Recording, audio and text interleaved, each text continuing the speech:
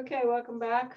Hope you had a good afternoon, or those of you who are in America, I hope you had a good sleep last night. I seem to be doing something different every session for the first half an hour or so. So if you feel so inclined, you can listen to the tapes. I mean, the rest of it's pretty much the same, but I don't know, I seem to do it a little bit differently every time. Yeah, this morning we did more of a breathing exercise instead of like on emptiness so much, but I think they're all helpful. And I guess the idea is that I can kind of squeeze in little different hints about doing retreat while when I lead this. So, okay, I think that's enough talk. Yeah, so let's just get started.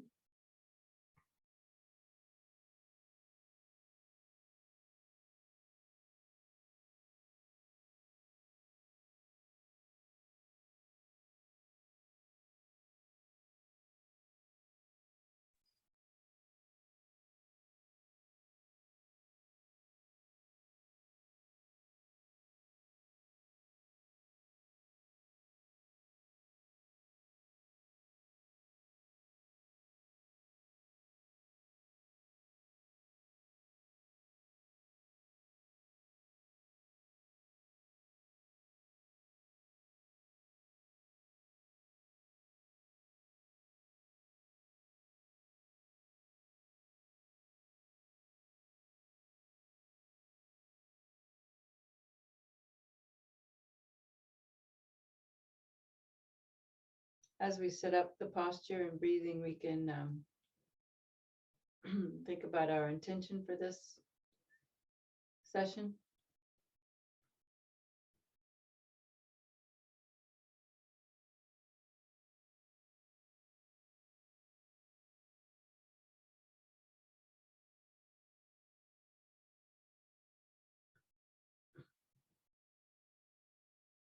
Maybe particular people we want to include, particular issues, personal issues we have, someone else's issues.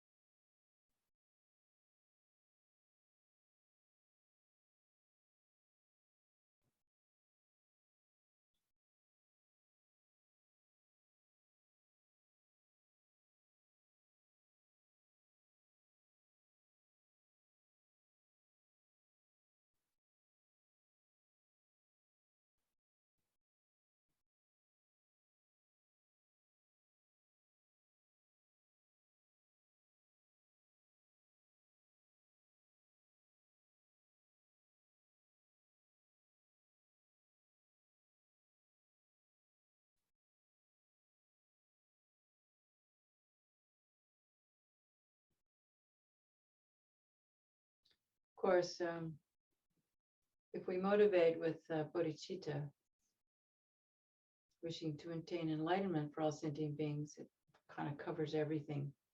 Remember Lama Zopa years ago, probably Lama Yeshe too, saying, all you really need is bodhicitta motivation because everything else comes along the way with that motivation. So let's never forget that, especially in the morning when we wake up and at night when we go to sleep, to dedicate.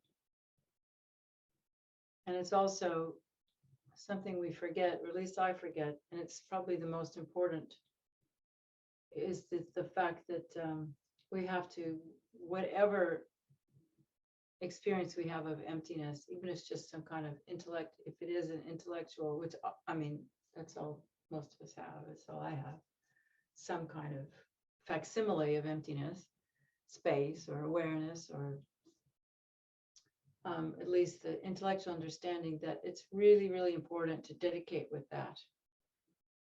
Because the only karmas, this is what Kirti Sencha Rinpoche said, and recently I was listening to teachings from Jetsun Ma Mingyur Rinpoche, not Mingyur Rinpoche, Minderlingla Jetsun, the daughter of Minderling Rinpoche. And all the other karmas, we may be creating virtuous karmas by practicing goodness and kindness. But those karmas actually, if we're technical about it, do not lead to enlightenment. They just lead to a higher rebirth, a good rebirth. We create the cause of, obviously, if we're generous, to have what we need. If we're patient, to have, that's supposed to make you good looking and taking care of others, we get taken care of. But to actually create the cause for enlightenment, we have to be creating causes that are beyond samsara. So, maybe this could be an object of debate. Maybe, but from what I've heard from my teachers, that it's important to remember to dedicate with emptiness. If we can meditate on emptiness and understand that while during our day, that's even better. But what really creates the cause for enlightenment is being able to, within that action, have some recognition of the dependent arising nature of it and of the lack of inherent existence of it. So at least if we can remember at the end to dedicate before we go to sleep at night the things that we've done, then I always think that's the best I can do, and I often even forget to do that. So at least when we're together as a group, we can dedicate these merits, remembering the 3 circles of emptiness. And sometimes I will just say, well, every merit I've ever made, I'm going to dedicate with emptiness, and hopefully that works too. And this business about, sometimes you hear teachers say that our merit can be destroyed with anger, and that when you seal the dedication with emptiness, it can't. And that's because those virtuous activities have already, when they've been sealed with emptiness, that they're already gone beyond samsara. So it's important to study and meditate and remember as much as we can what we know about emptiness. And to request the blessings of Tara to get the actual experience. And don't think that just because we can't realize emptiness now that it can't benefit us. Because the more we take time to recognize the object to be refuted, and that's sometimes just that's definitely the first step, is what is this I that appears to exist from its own side? And once we can recognize that and begin to work with the fact that it appears to exist from its own side, how I experience it is it lessens that grasping, so that then we're less likely to jump into these kind of experiences that come when that I comes out really strong. If we get in the habit of bringing up the I, looking at it, looking for it, or however you do it. It doesn't have to be Garupa style. However you do it, it's good enough. So, sorry, I didn't mean to launch into all that, but so with our motivation, we have to think like that. We really want to understand. And I was doing a weekend course about a month ago with Sweden, and one of the women there, her name is Celeste. You might know her. She's from Mozambique. She said she's been reading the Vajracutter Sutra, or the Diamond Cutter Sutra, a lot. And that just by reciting that sutra, her understanding of emptiness has increased. And that's really good to know, because sometimes, we hear Rinpoche saying, recite this sutra, and it's like, okay, well, does it really do something? Well, it's for her, it did. So, yeah, so I just, that's also something, or just reciting the Heart Sutra, that's much shorter. So it's just something to think about before we start. So now let's go back to the business of Vaitara, which is setting our motivation, which is where I started. So I think I'd like to go back to what we did in the first session, which is gratitude, remembering the kindness of others.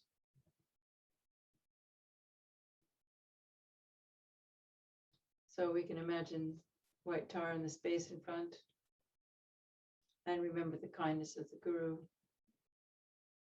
And remember all the lifetimes it's taken for beings like His Holiness and Sopa Rinpoche and Lama Yeshe and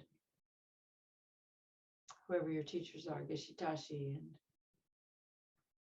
that all the lifetimes it's taken for them to get to the point where they can affect our minds like they do, and just or Buddha, think of all those countless great eons. Buddha was slowly working towards enlightenment, and remembering that kindness and rejoicing. It's amazing, to have that kind of commitment to change, to grow, to study, to learn. Like the story of Buddha in hell, he was then in hell, and he felt compassion for somebody in hell who was having to push a cart, and so he went to take the beating and pushing the cart by himself, and immediately he died and was reborn in a higher realm, So never underestimate the power of simple kindness.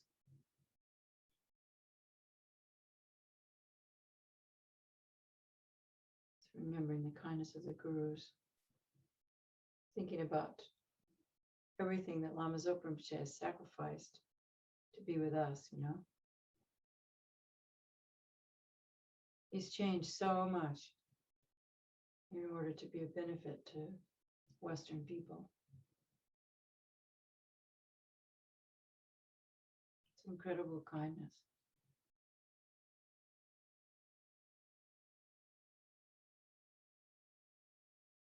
I'm thinking about Lama Yeshe coming back and enduring this childhood, this traumatic childhood.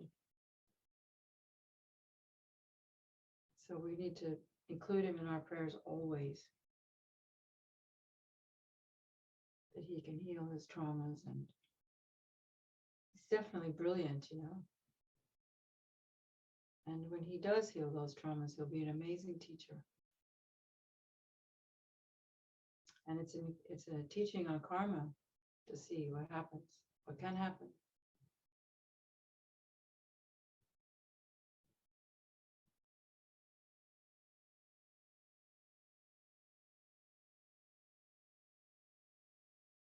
And then we can expand our field of imagination to our parents, remembering their kindness, even the parents we had difficulties with,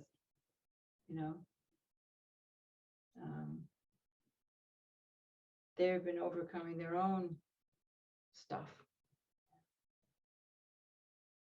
So they always did the best they could, I'm sure of that. And then it's our karma too. And I've mentioned this before, but in Dharma, there's no such thing as a victim or a perpetrator. It's just karma. So catch ourselves when we start to feeling victimized. He did this to me, or she did this to me, or I didn't get this.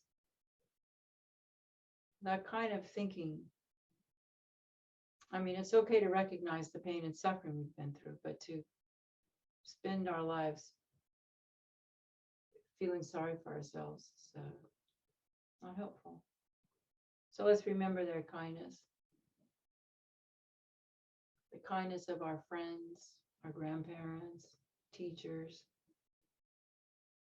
And maybe take one person in particular that's been really kind to you and just focus on that so that we can make this more than just an intellectual game.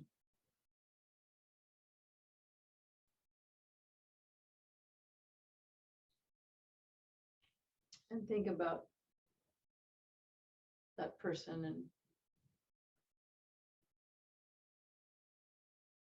feeling grateful to them and looking at their lives and wishing them to be free of all the things in their lives that are not creating the cause for enlightenment.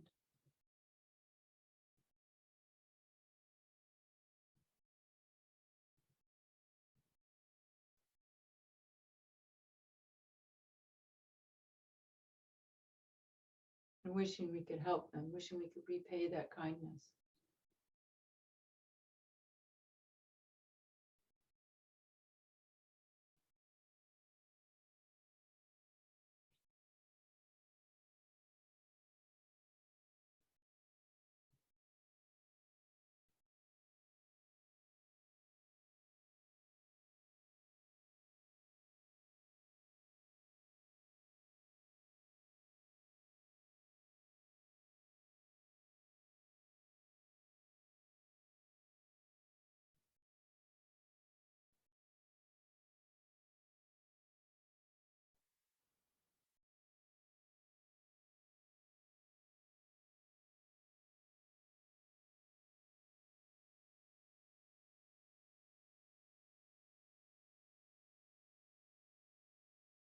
And then extending that to all the people who've been kind to us, all our animal friends. Think of all the animals we may have eaten in this life, or all the bugs we may have killed. Wishing to be kind to them.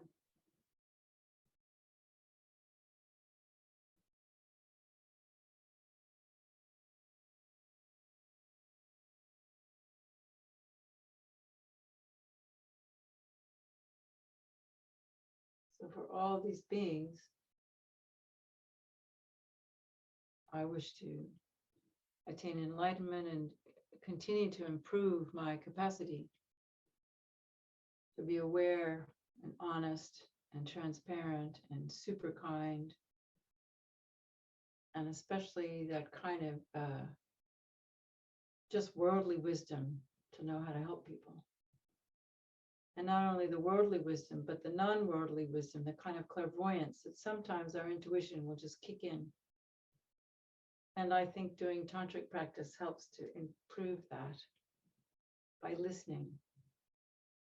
So there's a certain sort of listening that we can engage with when we are receiving the blessings of Amitayas and when the light rays are going out from Tara, that kind of, it's hard to explain, but just sort of engage with the potential to listen, to hear, so that we can begin to create a guiding relationship with Tara.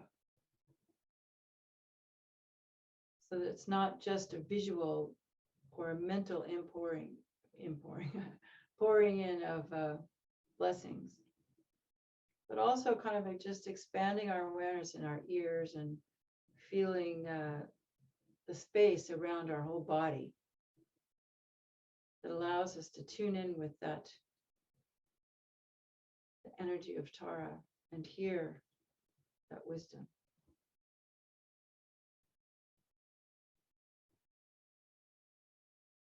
I have to go turn off the light.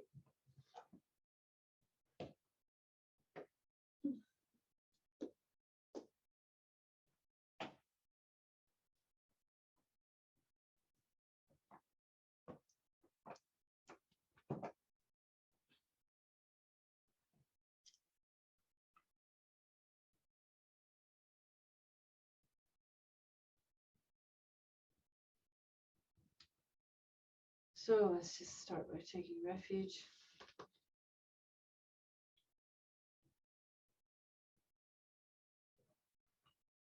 I and all living beings as extensive as space, from today on until the essence of enlightenment is achieved, take refuge in the glorious holy gurus. Take refuge in the fully accomplished Buddhas. Take refuge in the holy Dharma. Take refuge in the Supreme Assembly. I take refuge in the Venerable Lady White Tara, the wish-fulfilling wheel, and the complete entourage of deities.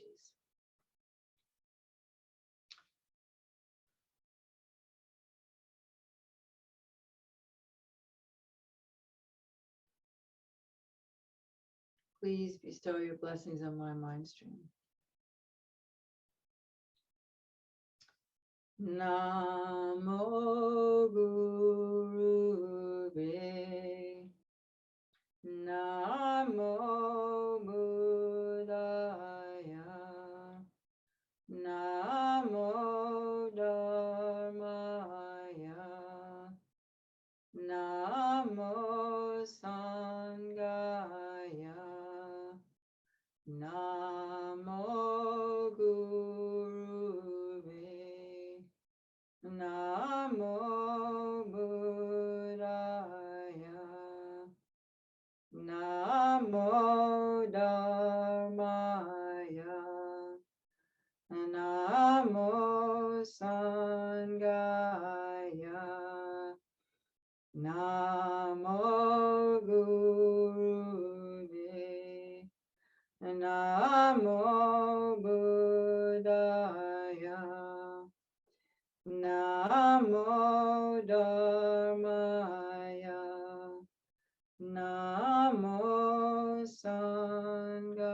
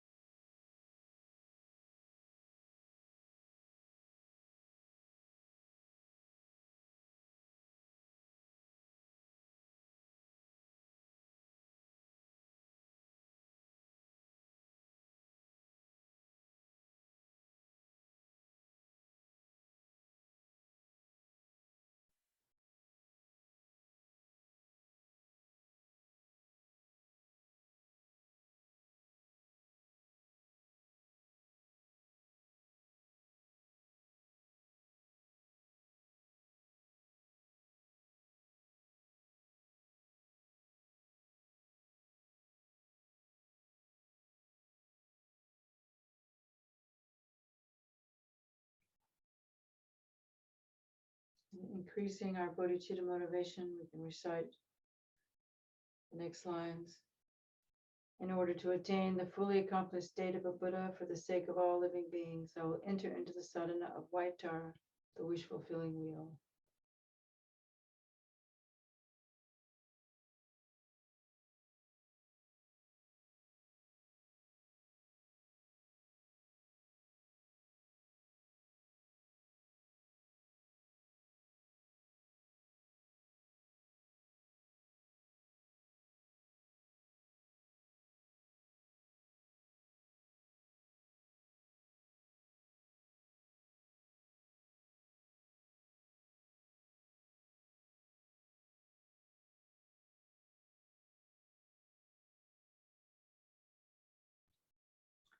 May all living beings have happiness and the causes of happiness.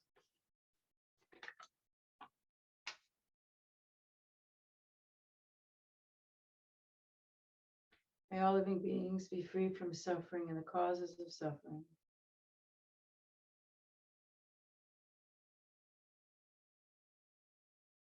May all living beings be endowed with the happiness that is free from suffering.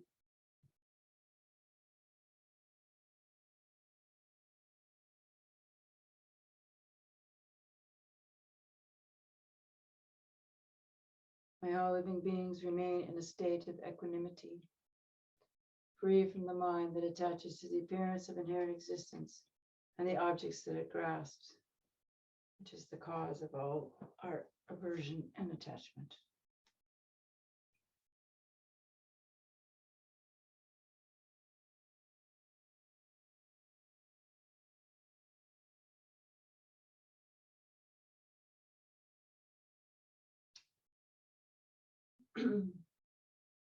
Gods and asuras with their crowns bow down to your lotus feet. I prostrate to the Mother Tara, the liberator of baseless needs.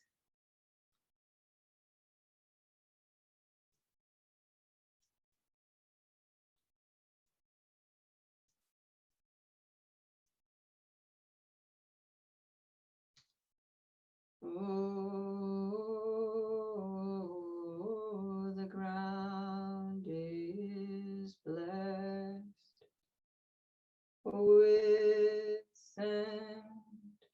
and with flowers strewn, adorned with Mount Meru, the foreland, sun and moon,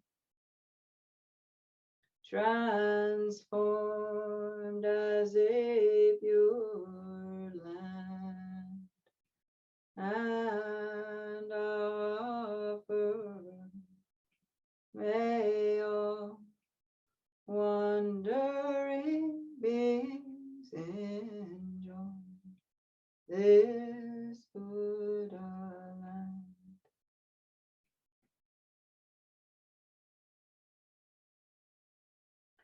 All those objects of my mind's three poisons, coveted, friend, foe, and stranger, body, wealth, worldly pleasures, without a feeling of loss, I surrender. Receive them, please, and free all beings from their bondage. Please, precious Guru, please bless my mind and the mind of all sentient beings to be free from all the wrong views, for incorrect devotion to the virtuous friend of the subtle dual view of the union of bliss and emptiness. And please bless my mind and the mind of all sentient beings to gain all the realizations of the path. And please bless my mind and the mind of all sentient beings to be free from all the outer, inner, secret hindrances and obstacles. Idam Guru Ratna Mandalakam Niryatayami. I take refuge in the three jewels. I regret all of my unwholesome deeds, so I can take a moment to generate regret.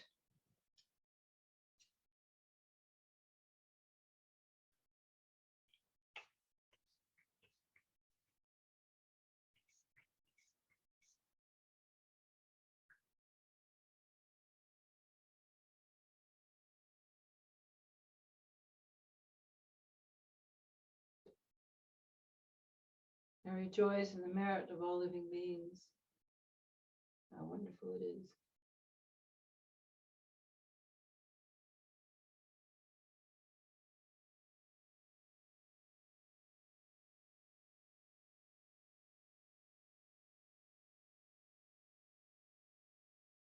I hold bodhicitta until enlightenment. I take refuge until complete enlightenment in the Buddha, the Dharma, and the Supreme Assembly. In order to fulfill the purpose of myself and others, I generate the mind of enlightenment. Having generated the mind of enlightenment, I invite all living beings as my guests. I'll remain in this excellent conduct of the Bodhisattvas. May I achieve the state of a Buddha in order to benefit all living beings. So then the objects of refuge dissolve into me.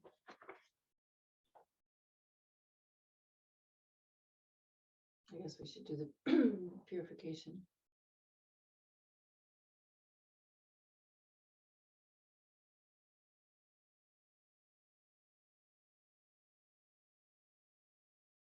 So feeling strong request to purify the body, speech, and mind to prepare for the self-generation as Aryatara. From the Om, the crown of white Tara's head, white nectars and rays pour into our bodies, purifying our body. All unwholesome imprints, ill health,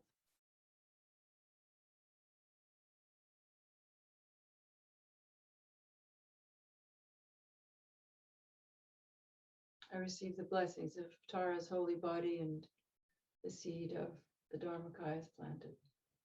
Seed of the Nirmanakaya is planted, the body of the potato.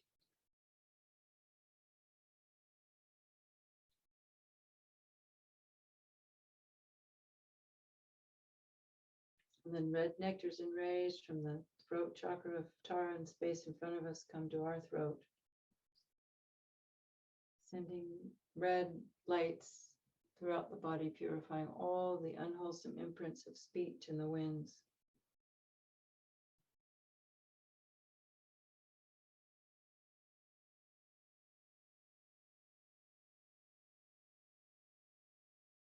I receive the blessings of Aryatara's holy speech and the seed of the Sambhogakaya is planted.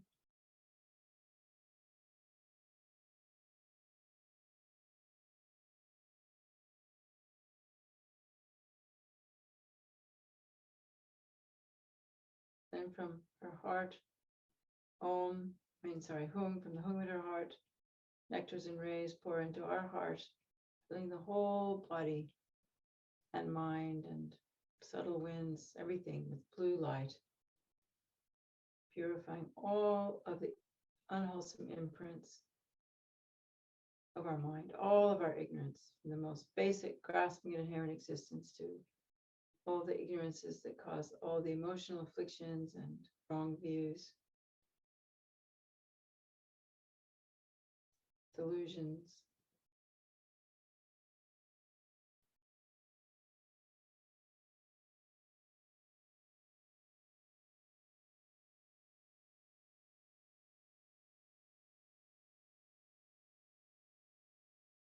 I receive the blessings of Tara's holy mind, and the seed of the Dharmakaya is planted.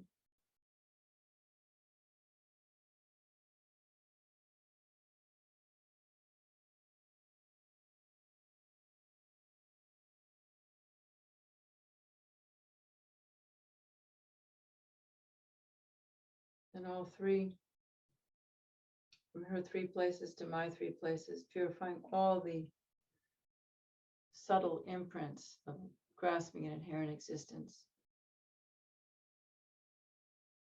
and plants the seed of the experiencing the emptiness of the three kayas, the Svabhava kaya.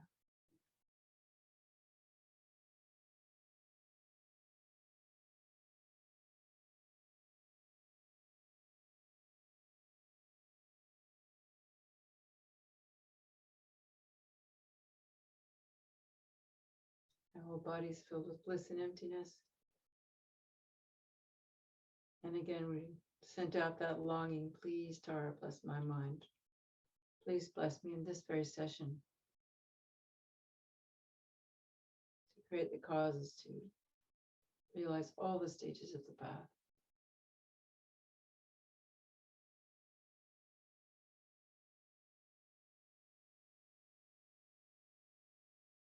So now, Tara dissolves into the subtle wind and mind at her heart. That comes to the crown of my head and dissolves. And as that drop reaches my heart, I experience the absolute true nature reality, the absolute guru, Dharmakaya mind. And you're free to do that however you like.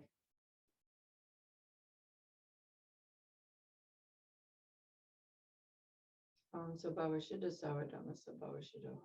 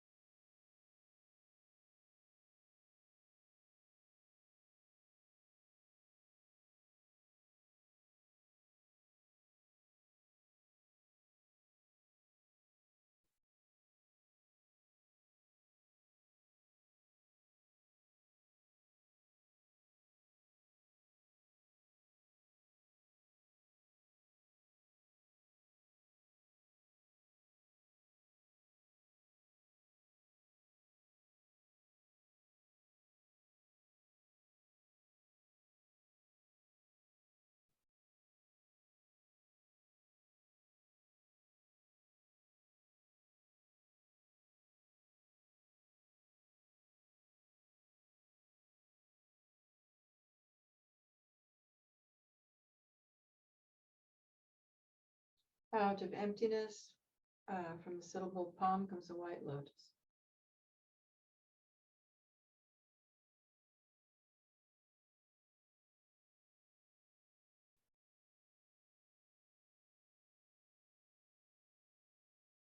In the center of that, from awe, is a moon disk. In the center of that, my own consciousness is in the form of the white syllable tom that emanates rays of light.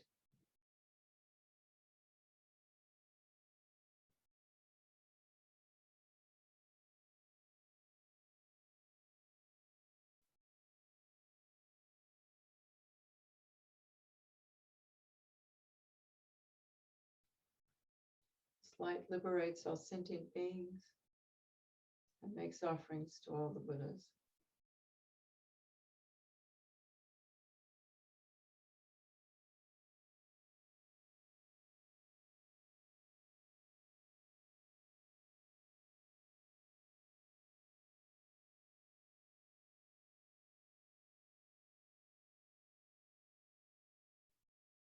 The light collects back into the tom, and I transform or I rise as the venerable wish-fulfilling Aryatara.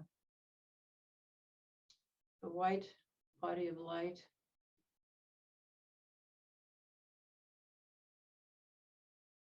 one face and two arms. My right hand is in the gesture of supreme giving, and my left hand is at my heart and holds between the thumb and ring finger the stem of the upala flower that blossoms at the level of my ear. It has three blossoms that symbolize the Buddhas of the past, present, and future. So one is in full bloom, one has already blossomed, and the one is not yet quite bloomed. I am adorned with jewel ornaments and clad in a variety of silken garments. My upright body is supported by a moon disk, and I am seated in the Vajra position.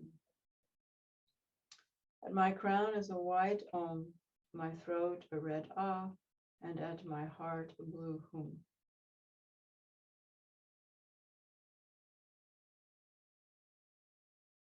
At my heart on a moon disk is the white syllable Tam.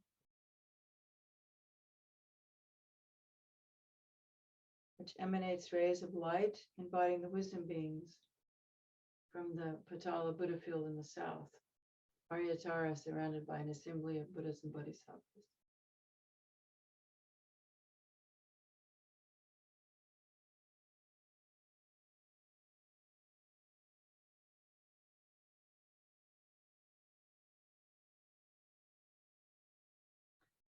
Za, hum, bam, ho.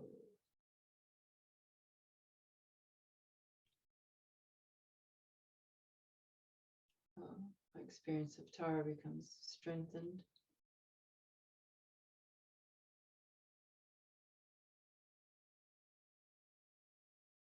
And prostrations and praises. I prostrate to Mother Tara, the liberator of beings from existence, the one who liberates from the 8 worldly fears with Tutare, who frees from all illnesses with Ture. All the wisdom, compassion, and activities of the Buddhas appears in the form of an extremely beautiful goddess, to the one who is brilliantly white, who holds an upala flower in her hand, and who bestows longevity and supreme attainments to sentient beings, I vow.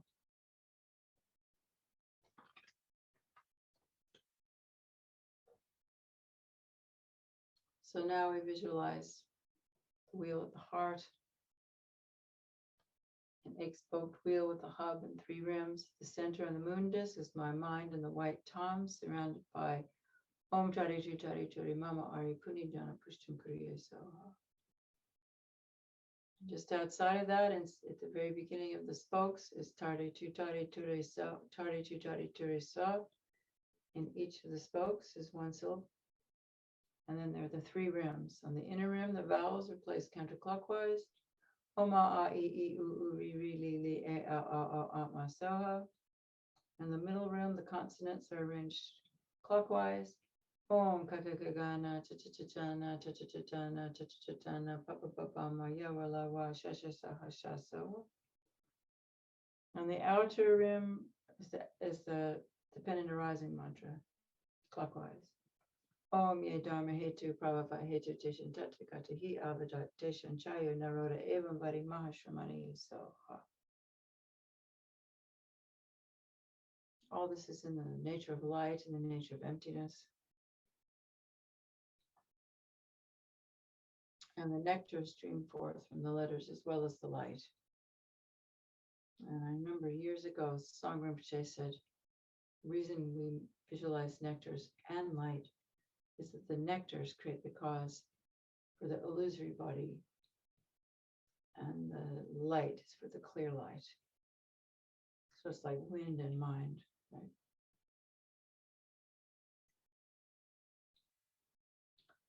Now, at the crown is Lord Amitayus, with one face and two arms, holding a golden vase filled with the nectar of immortality in the gesture of meditative equipoise. Clad in silk and jeweled ornaments, he sits in the Vajra position. There's a Hri at his heart, and from that Hri, light rays go out, and red light rays go out and hook back all of our lost long life and life force energy and bring it back and fill up the vase with this elixir of immortality and long life and good health that sits in the palm of his hands.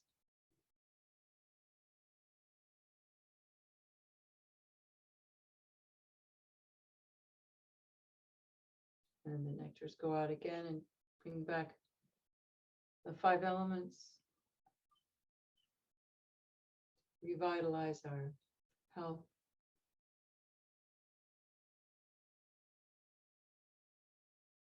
You can also think of the 5 elements as representing the 5 wisdoms of the 5 Dhyani Buddhas.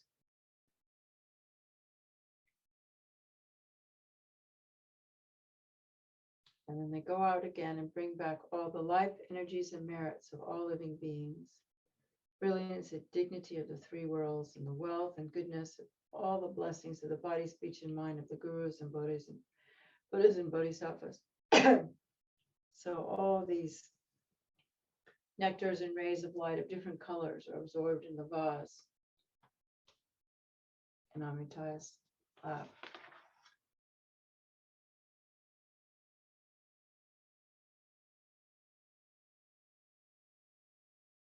It becomes so full it overflows and enters into my crown, absorbing into the wheel the mantra and the seed syllable at my heart. And from that, the nectars flow down, filling my entire body. The outer body is washed. The accumulation of unwholesome imprints, obscurations, illnesses, disturbances, obstacles to life are cleansed and purified, restoring my energy, my merit, my broken vows and commitments, my health, and I attain the state of immortality. So I said this morning, if that's too complicated of a visualization, you can just see the tongue on the moon, surrounded by the mantra.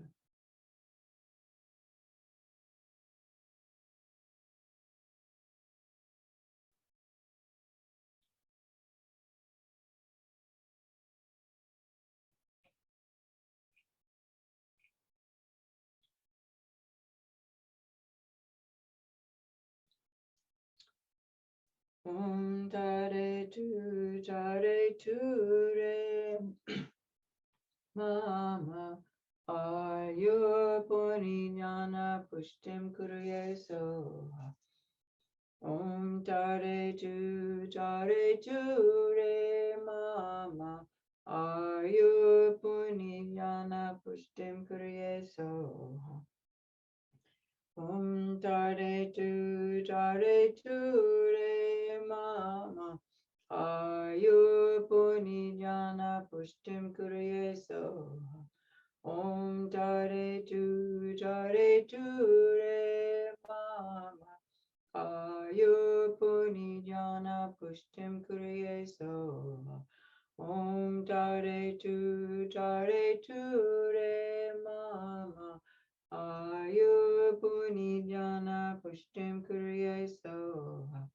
Om Tare Tu Re Mama Ayurpuni Jnana Pushtim Kuruye Soha. Om Tare Tu Re Mama Ayurpuni jnana pushtim kuriye soha. Om Tare Tu Re Mama. Ayurpuni jnana pushtim kuriye soha. Om Tare Tu Re Mama. Ayurpuni jnana pushtim kuriye soha. Om Tare Tu Re Mama. Ayurpuni jnana pushtim kuriye soha. Om Tare Tu Re Mama. Ayurpuni jnana pushtim kuriye soha. Om Tare Tu Re Mama. Ayurpuni jnana pushtim kuriye soha. Om Tare Tu Re Mama. Ayurpuni jnana pushtim kuriye soha. Om Tare Tu Re Mama. Ayurpuni jnana pushtim kuriye soha. Om Tare Tu Re Mama. Ayurpuni jnana pushtim kuriye soha. Om Tare Tu Re Mama. Ayurpuni jnana pushtim kuriye soha. Om Tare Tu Re Mama. Ayurpuni jnana pushtim kuriye soha. Om Tare Tu Re Mama.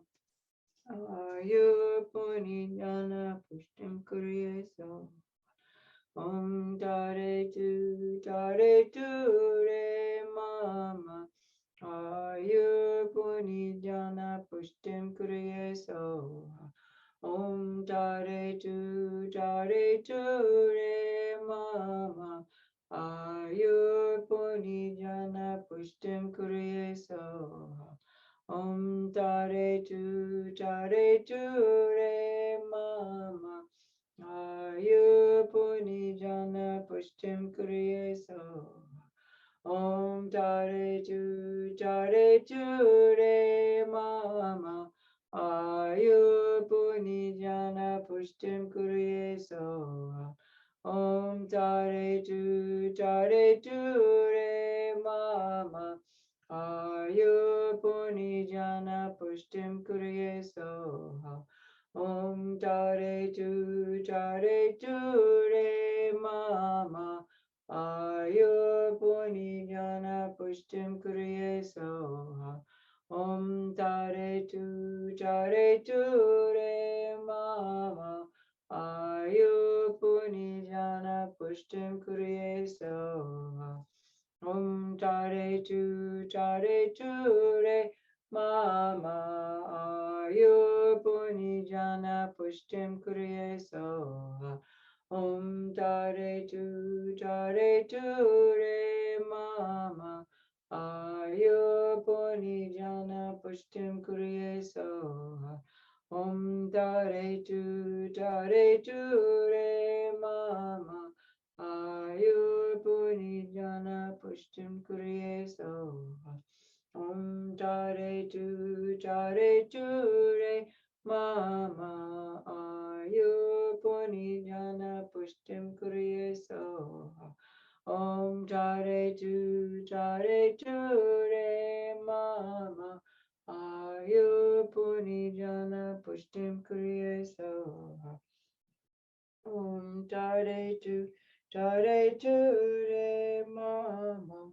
Ayurpuni jnana pushtim kuriye soha. Om Tare Tu.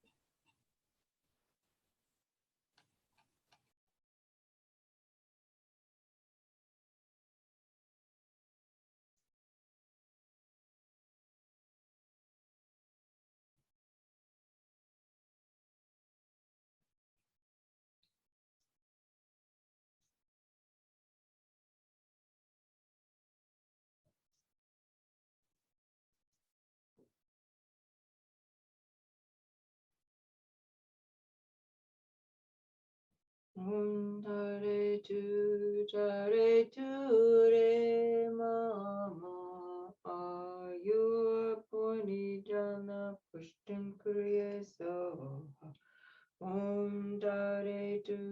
Tare tu re mama ayur puni jana pushtin kriya soha. And then just relax the concentration of it. Just rest and not rest in it, just rest. Just let your mind go. Look around the room, whatever, just kind of take it easy. And just know and feel that those blessings are pouring in, increasing your health and lifespan and realizations, wisdom, purifying all the obstacles.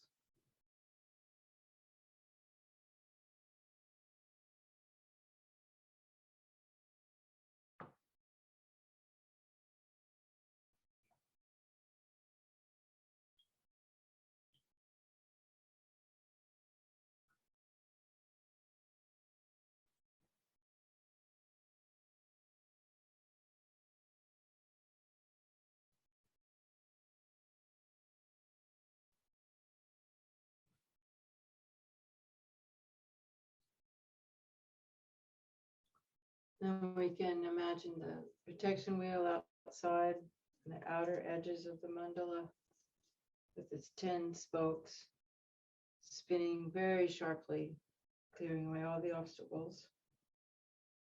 Maybe we can think of it being on the outside of the planet, the whole planet. You see this kind of sphere around the planet with the spokes turning and burning up all the obstacles for the planet, all the sentient beings and the minds of all the humans that are causing so much chaos and all the prejudice and hatred and ignorance and greed and the pandemic and climate change and corruption and wars and all these things that make the human realm not a pure land. Even though some of us can experience pure land right here in the human realm, but a lot of people don't. And purifying all the obstacles for the Dharma to flourish and grow, and for His holiness to live long, all the Dharma, the great Dharma teachers like Zopa Rinpoche, stay alive for a long time in a healthy way.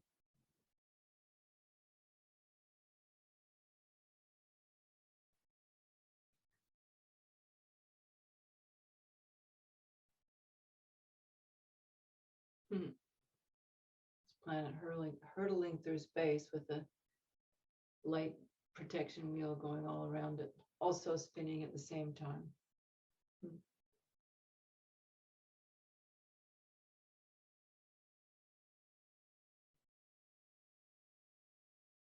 And you can imagine a smaller one around your life if you like.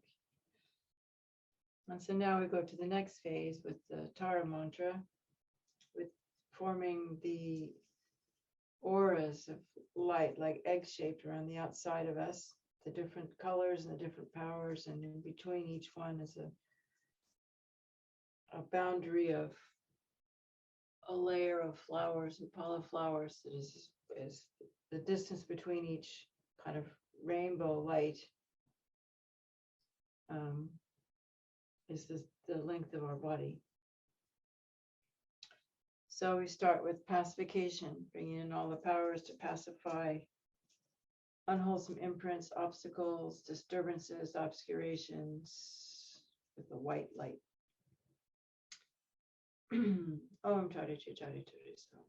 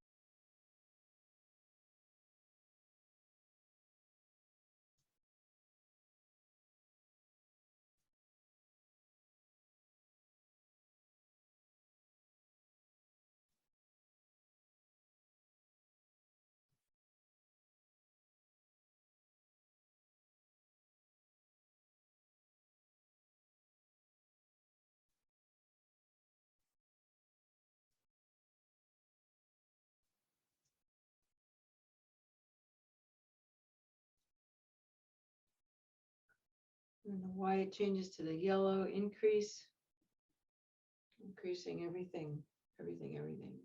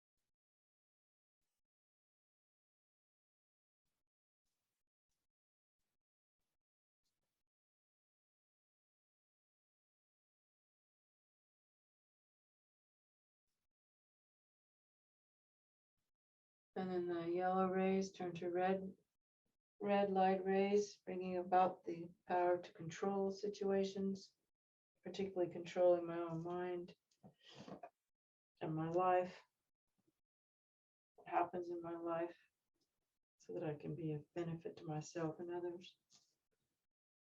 Controlling the pandemic, controlling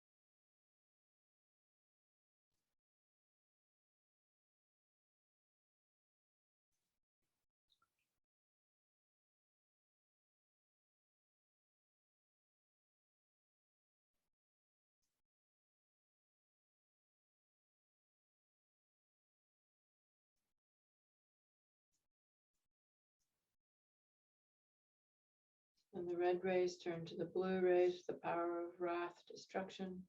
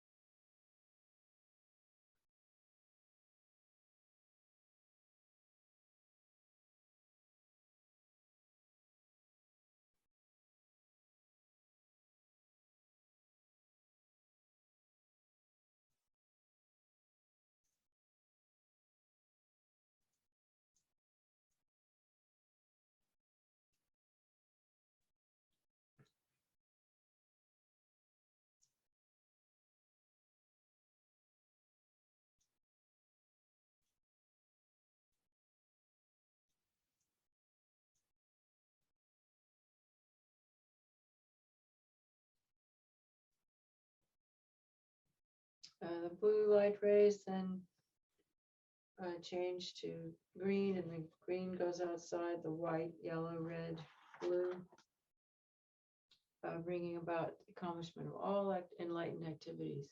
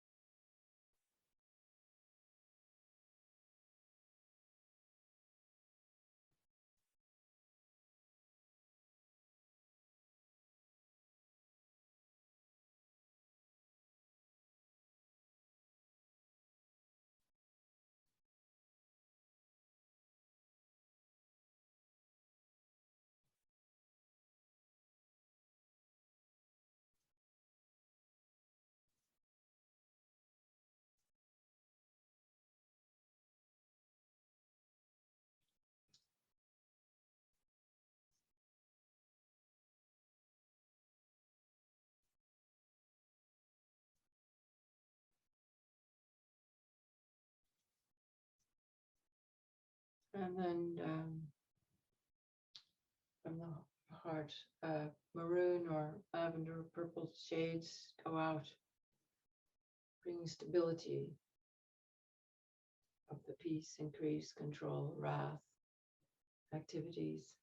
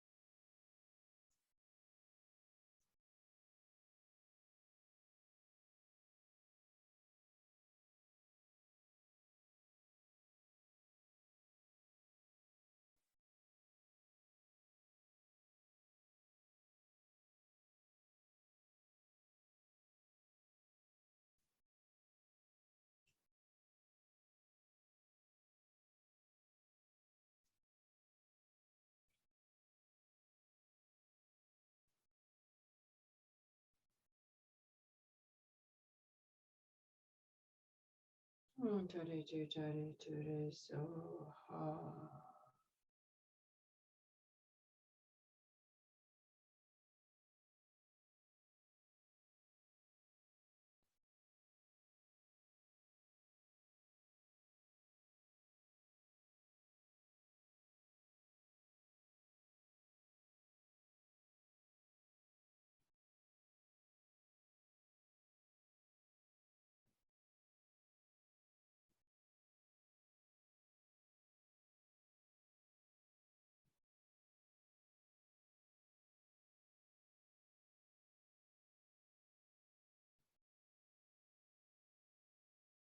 And take a moment to rest in divine pride and clear appearance of the date.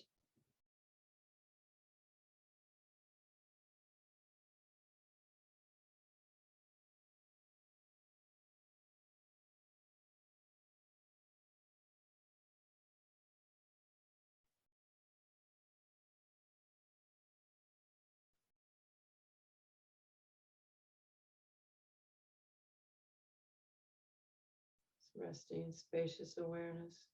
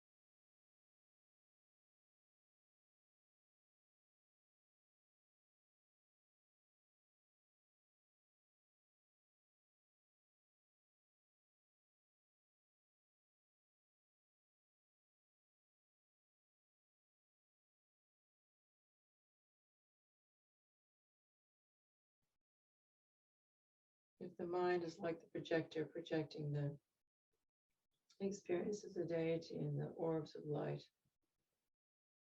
we think about turning that light coming up the projector and shining it back on the source itself. Subjective experience.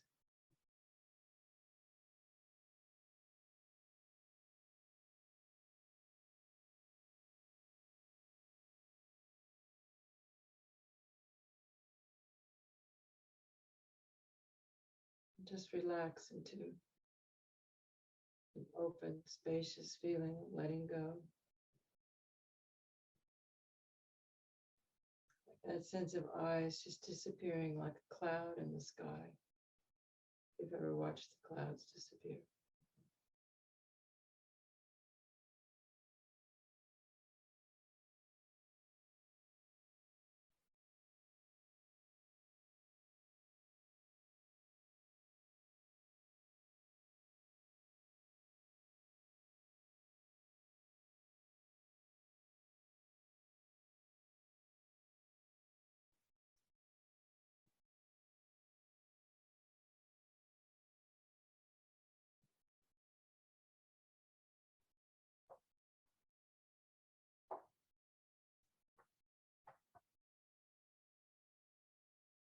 I'll read another example from Tilopa. It is like the luminous heart of the sun, which could never be obscured even by the darkness of 1,000 eons. In that way, the luminous clarity that is the essence of mind is never obscured by the samsara of innumerable kalpas. Just as we apply the term empty to space, in fact, there is nothing within space that we are accurately describing by that term. In the same way, although we call the mind clear light or luminosity, simply calling it so does not make it true that there is actually anything within the mind that is a true basis for that designation. The nature of mind has from the beginning been like space. There are no dharmas that are not included within that.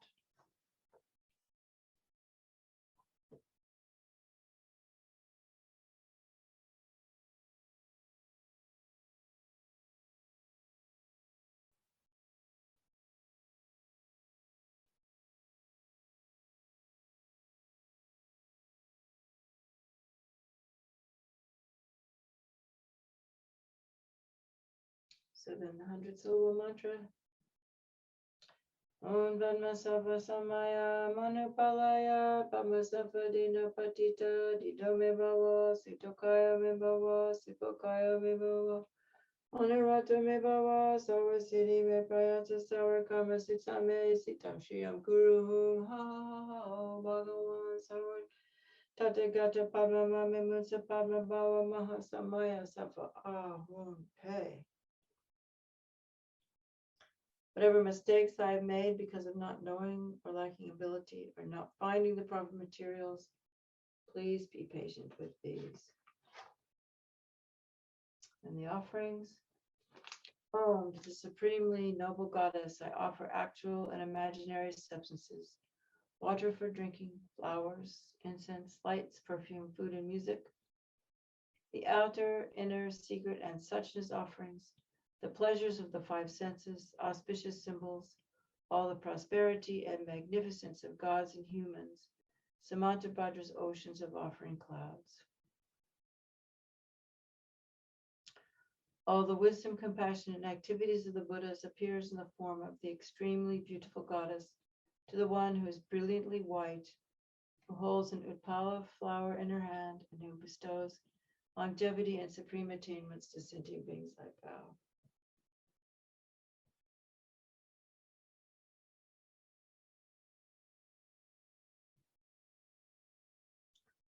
Since the sentient beings are unaware that they themselves are the Dharmakaya, their minds are navigated by afflictive emotions as they wander adrift through cyclic existence. Mother Goddess, please protect them. Dharma has not yet arisen from the depths of some beings' hearts. By adhering to mundane words, they're deceived by erroneous philosophies. Authentic Mother Goddess, please protect them. Having seen the nature of mind itself, so difficult to recognize, some still do not habituate it, but remain distracted by negative activities. Mindful Mother Goddess, please protect them. Regardless of what they do, some remain shackled by the habitual pattern of dualistic grasping at the self, arising mind of non-dual wisdom. Goddess of the mind of non-duality, please protect them. Although they dwell in the absolute truth, some are ignorant of the interdependence of cause and effect, and confused by the meaning of that which should be understood. Omniscient Mother Goddess, please protect them. Certain individuals do not yet comprehend that by possessing an innate space-like nature free of mental concepts, all phenomena are inseparable from space. Perfectly enlightened Mother, please protect them. And then we do just the dissolution once again into emptiness. From the syllable time of my heart, rays of light emanate. The container and contained, in other words, our whole visualization, dissolves into light and absorb into the maroon circle, and then they one by one dissolve into each other and dissolve into Tara, into the wheel, into the tom. The tom dissolves gradually into emptiness. Dharmakaya.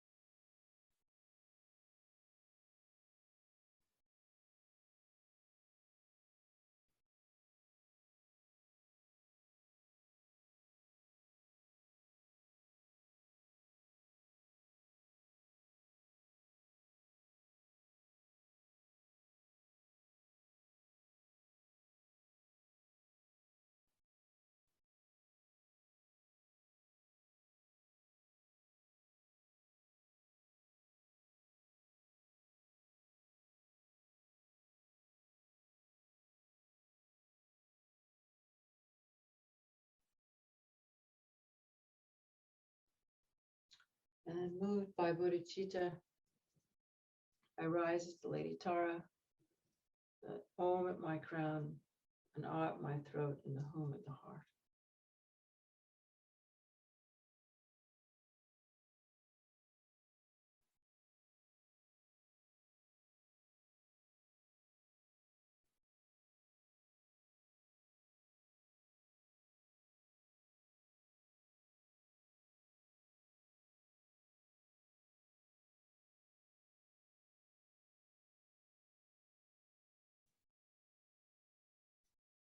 And then we request the wisdom beings to either reside in our images or to go back to their natural abodes.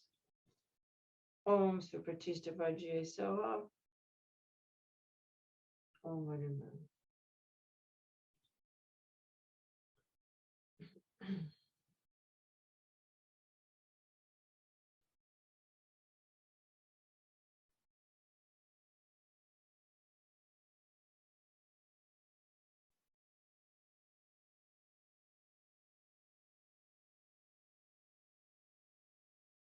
Through the merit collected by this practice, may I quickly attain the state of a wish-fulfilling Aryatara.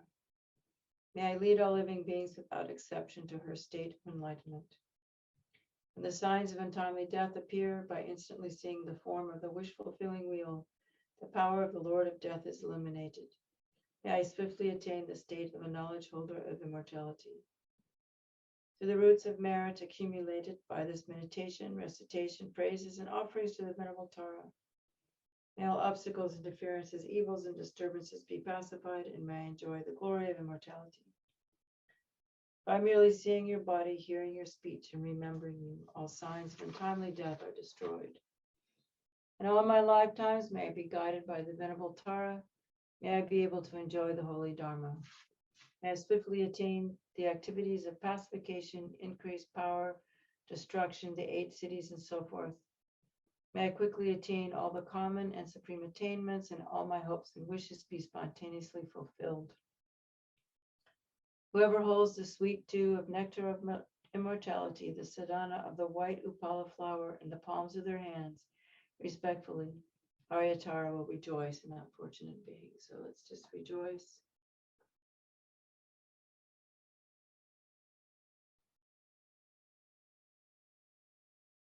And also dedicate for the long life of His Holiness,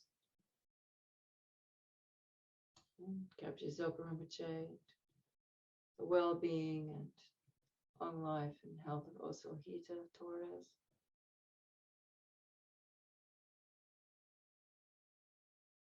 For all the Buddhas, living Buddhas on the planet, all the teachers, all the people who are, takes more than teachers to spread the Dharma. They're all the people who do all the activities that support the Dharma, support the teachers, people in the retreat centers, the people who run the monasteries, and the benefactors, all the benefactors. They have long life and all their wishes fulfilled.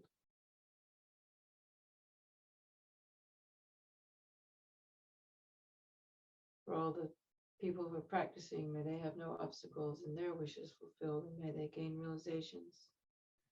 And for all the NGOs and activities around the world that are making the world a better place, all the health workers and people who work in politics and teachers and community developers and all the people working in the world, families and mothers and fathers, brothers and sisters and friends.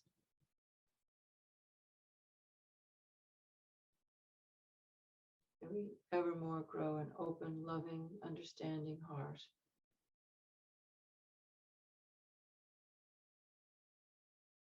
Like that Native American saying, I never criticize anyone until I've walked a mile in their shoes.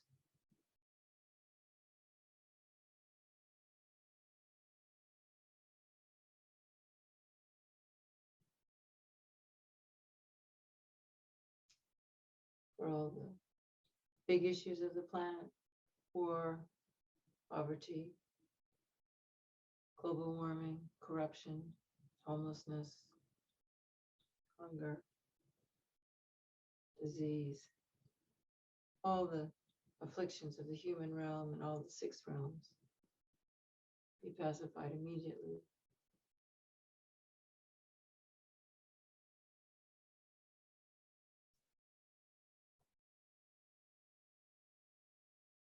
And remembering to dedicate the understanding that myself can't find myself when I look for myself, can't find the objects, can't find the objects. And all independent arising, dedicating this act of dedication.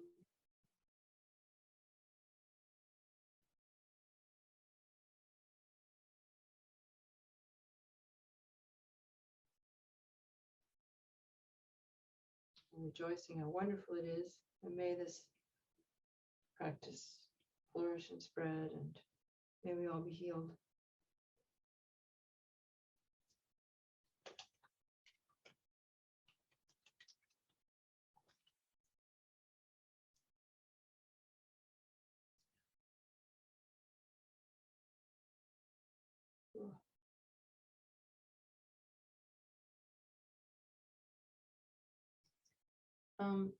We have a few minutes left of our time. If anybody wants to say something or ask a question, or I guess, is that okay, Faye and Steph?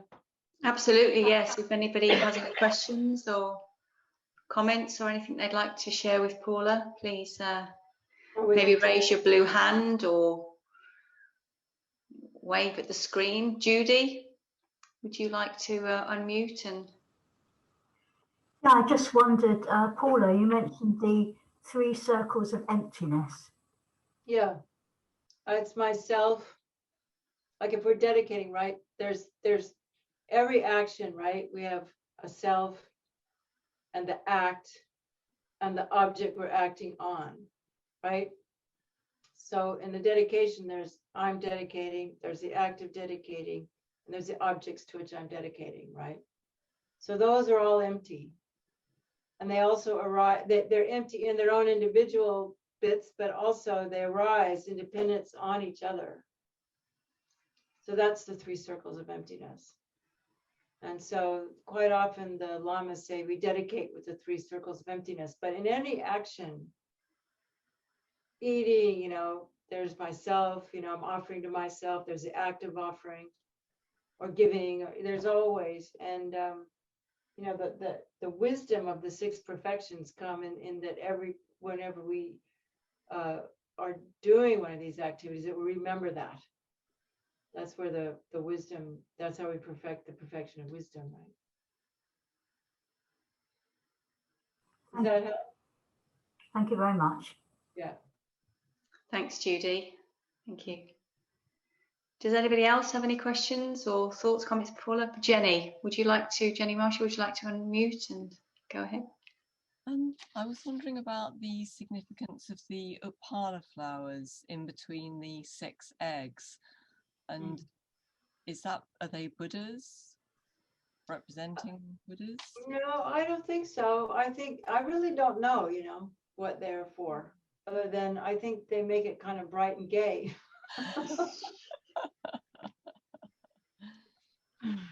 I think they symbolize life-giving force and beauty and like that, but if anybody else knows, there's other old students around here, but I know the ones that she holds in her hand represent past, present, future Buddhas. So maybe those do too. I suppose you could think of it that way, that in between, are all these essence of Buddhas, that's a good idea. But in my reading, I haven't come across what they symbolize, but that's a good idea, thinking that they're all Buddhas. Why not? Yeah, I just kind of think of it as, oh, isn't it lovely? I'm surrounded by all these lovely flowers. Yeah. Thanks, Jenny. Thank you. I can Anybody see. else? I think I see Jimmy Neal. I think he made it. I'm so sorry you missed the other ones. Yeah, I made it. Well, yesterday you went on daylight savings last night, and I calculated the day before, so I was an hour off. Yeah. Well, anyway, it's really nice to see you. Yeah, good. Yeah. Also, a upala flower is none other than a lotus. It still has the same symbology as a lotus awakening, etc. Oh, that's true, right. So it's renunciate. It's like the power to Emerging from the ignorance, like that. yeah, yeah. So see, I knew you'd know something. That's all I know.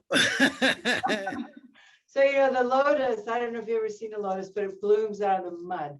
And Yeah, so the of course. symbol of the lotus is that out of all this muck, comes this beautiful flower. Unstained by the mud. Yeah, unstained. They are really beautiful. I've one time, a long, long time ago, I was in Srinagar, the lake, the lakes in Mm. up there, and I woke up. I was in a boat, and I woke up the next morning, and the whole boat was surrounded by these flowers. And the night before, it had just been mud. It's an amazing thing to see, and they're big. They're like this big, they're as big as a basketball. They're big flowers. So yeah. Anybody else want to say something?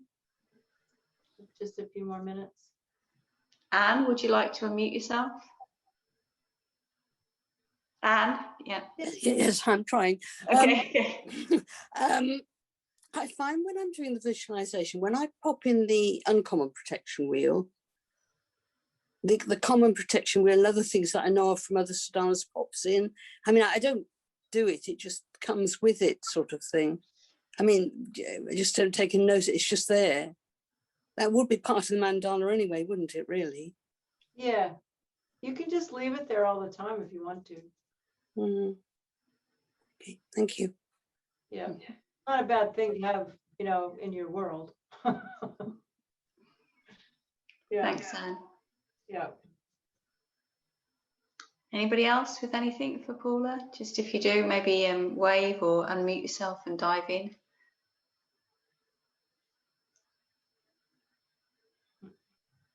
Okay. Oh, Christine has something to say. Yeah, Christine? Trying. I just very deep gratitude for having this chance to practice with you. Yeah, well, thank you for coming. I really appreciate everyone that comes, and thanks to Land of Joy and Steph, and we can all, yeah, it's a good practice, isn't it? So, yeah. Okay, well, it's nice to see everyone. I get to, at the end, I can look and see everybody, which is nice for me. So, okay, well, if that's it, anybody else? I know we're all grateful. I mean, we're all enjoying it. So, Carol and Rowena? Hi, it's Rowena here. I just wanted to say, Paula, I'm a really slow learner. This is the first time, and I've done the retreats with you since, the first one that you did at Land of Joy. It's the first time I've kind of got that the light comes from the syllables in the wheel. It's like I read it and heard you say it and heard you say it and heard you say it, but it's like this is the first time. Okay, I got it. Yeah. So thank you. Oh, that's great. Well, I mean, I'm really slow too. I mean, I've been doing this for 40 something years. I mean, not this practice, but I'm the same, so I think at least we're putting imprints, and it works somehow, even though we can't really visualize everything. And there's just something about the power of the object, the power of the fact that, people have been doing this for 2,000 years. I mean, isn't that amazing to think about?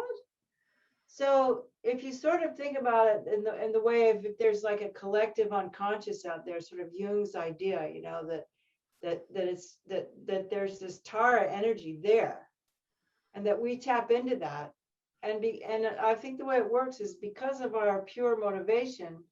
It doesn't really matter how dark our practice is, something comes, because of the motivation and because of the power of the Buddhas, So I don't think we need to feel discouraged or anything. And I mean, I did retreats for years before anything happened, really. I mean, in my mind, I mean, I remember Vajrasattva. I mean, I don't think I ever concentrated once in Vajrasattva, but somehow still the purification is so intense, So I think, I know those of you who've been around me, I kind of tend to say the same things over and over because I only remember a few things. But one time, Kirti Sintra Rinpoche said that the key to practicing Tantra is faith and intention.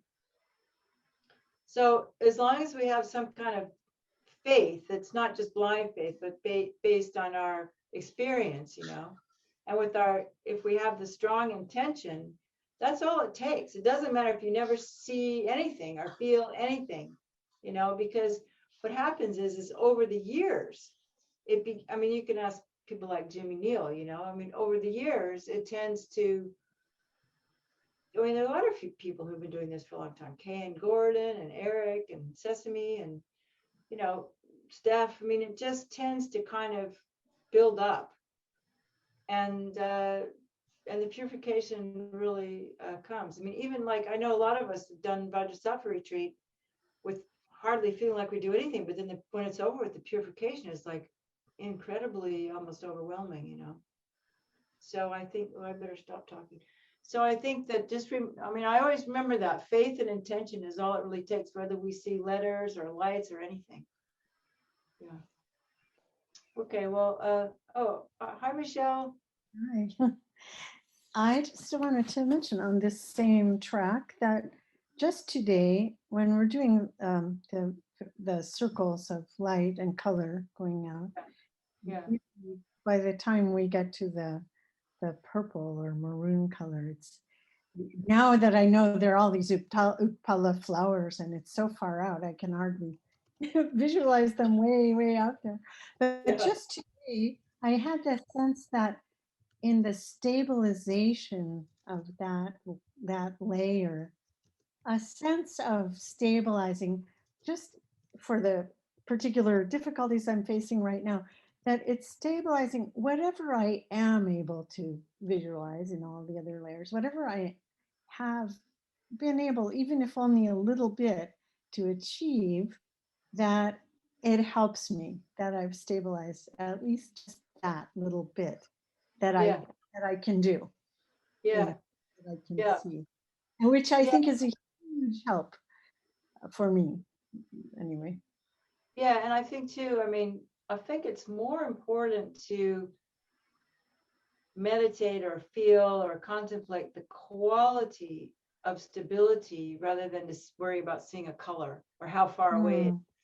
You know, because I also think that if, you know, I'm 5 feet plus, whatever, to have that much distance is a little bit difficult. So I don't think it matters if we don't make it that far, you know. I think what's important is to find a visualization that you can sustain.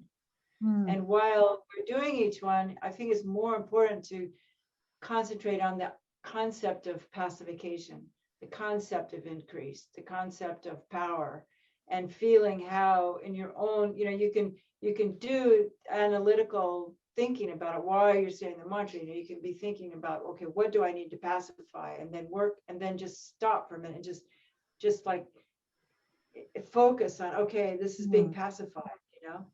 And then rather than worrying too much about the visualization, what's more important, it's just like in Divine Pride and Clear Appearance, rather than seeing this beautiful, you know, lady, you know, going like this, you know, or whatever, like that.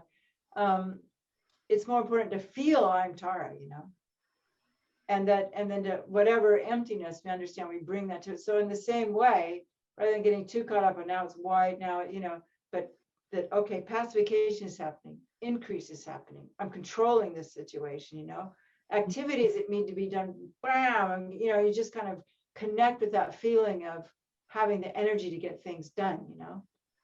And then the stability, you just work, okay, stability, you know, what does that mean, right? So that's a good question. So thank you, and thank for all the questions. So yeah, so I think that can help us to work with these things, yeah. Because they're just symbols, and the symbols are meant to bring about an experience in the mind, you know. So don't worry too much if we can't see the symbols, you know. Yeah, it works anyway. So if I'm about the same height as you, for example, it's okay if my visualization only is a few feet out. Yeah. I mean, I think if you only where have, I'm able to see or feel it. Yeah. I think the thing, if you only have a foot between each circle of light, I don't think it makes that much difference, you know. I think, you know, I think it'll work anyway. I don't know why they make it that big, but I guess because the bigger you make it, maybe the more spacious your mind becomes. I don't know, you could play with it and see if there's a Well, difference. maybe if you're that skilled and practice so long that you can Yeah.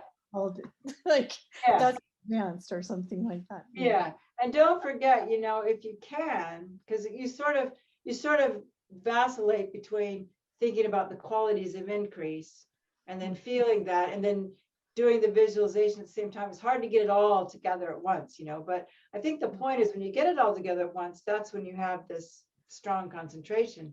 But no, I forgot what I was going to say. But if you,